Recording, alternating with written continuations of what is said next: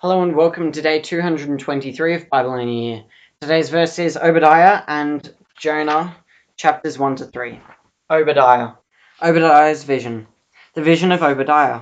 This is what the sovereign Lord says about Edom. We have heard a message from the Lord. An envoy was sent to the nations to say, "Rise, let us go against her for battle.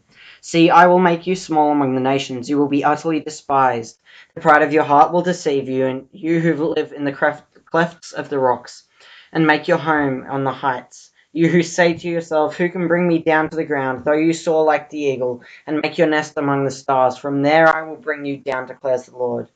If thieves came to you, if robbers in the night, oh, what a disaster awaits you! Would they not steal only as much as they wanted? If grape pickers came to you, would they not leave a few grapes? But how Esau will be ransacked, our hidden treasures pillaged. All your allies will force you to the border. Your friends will deceive and overpower you. Those who eat your bread will set a trap for you, but you will not detect it. In that day, declares the Lord, will I not destroy the wise men of Edom, those of understanding in the mountains of Esau? Your warriors Teman will be terrified, and everyone in Esau's mountains will be cut down in the slaughter. Because of the violence against your brother Jacob, you will be covered with shame. You will be destroyed forever on the day you stood aloof. While strangers carried off his wealth and foreigners entered his gates and cast lots for Jerusalem, you were like one of them. You should not gloat over your brother in the days of his misfortune, nor rejoice over the people of Judah in the day of their destruction, nor boast so much in the day of their trouble. You should not march through the gates of my people in the day of their disaster, nor gloat over them in their calamity, in the day of their disaster, nor seize their wealth in the days of their disaster. You should not wait at the crossroads to cut down their fugitives, nor hand over their survivors in the day of their trouble. The day of the Lord is near for all nations. As you have done, it will be done to you. Your deeds will return upon your own head. Just as you drank on my holy hill, so all the nations will drink continually.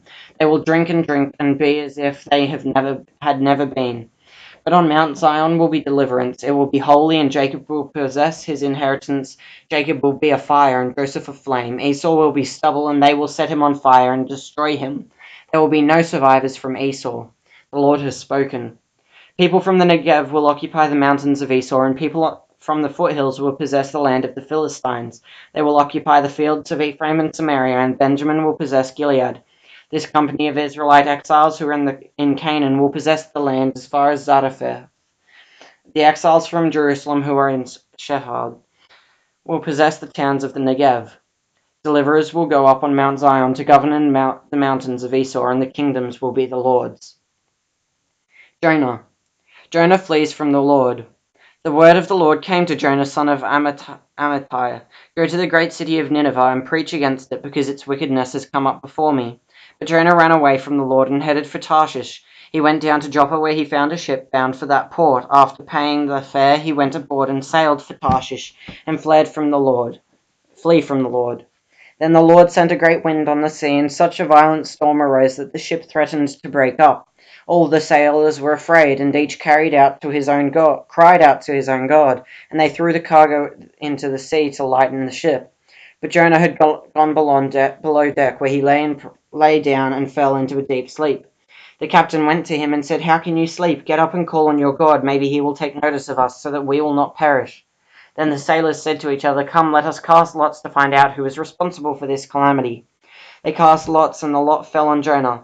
So they asked him, "Tell us, who is responsible for making all this trouble for us? What kind of work do you do? Where do you come from? And what is your country? From what people are you?" He answered, "I am a Hebrew, and I worship the Lord, the God of heaven, who made the sea and the dry land." This terrified them, and they asked, "What have you done?"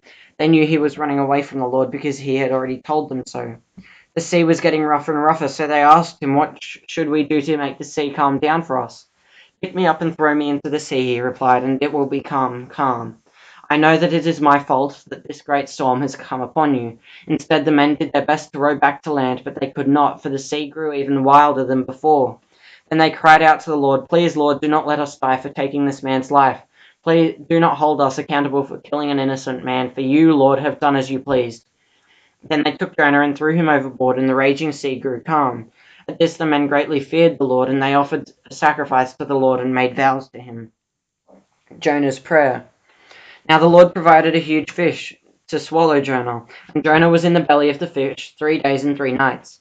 From inside the fish, Jonah prayed to the Lord his God. He said, "In my distress I called to the Lord, and he answered me. From deep in the realm of the dead I called for help, and you listened to my cry. You hurled me into the depths, into the very heart of the seas, and the currents swirled about me.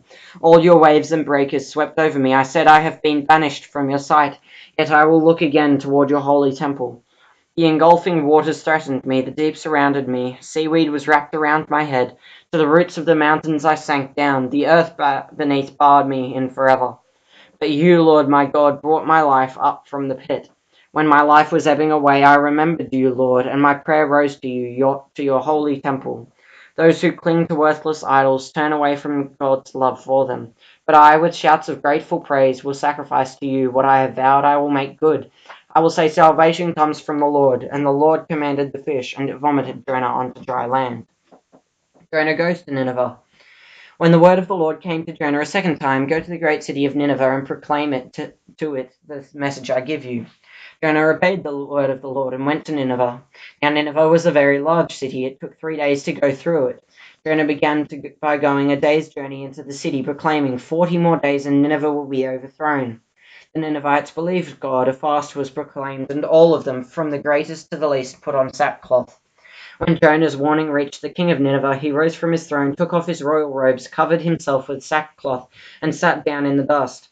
This is the proclamation he issued in Nineveh.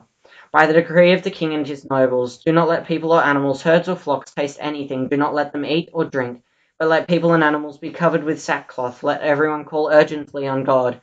Let them give up their evil ways and their violence. Who knows, God may yet relent and with compassion turn from his fierce anger so that we will not perish. When God saw what they did and how they turned from their evil ways, he relented and did not bring on them the destruction he had threatened. So thanks for listening, guys. Make sure you hit that like button, subscribe, and click the little notification bell if you do. Have a good one, guys. Doc out.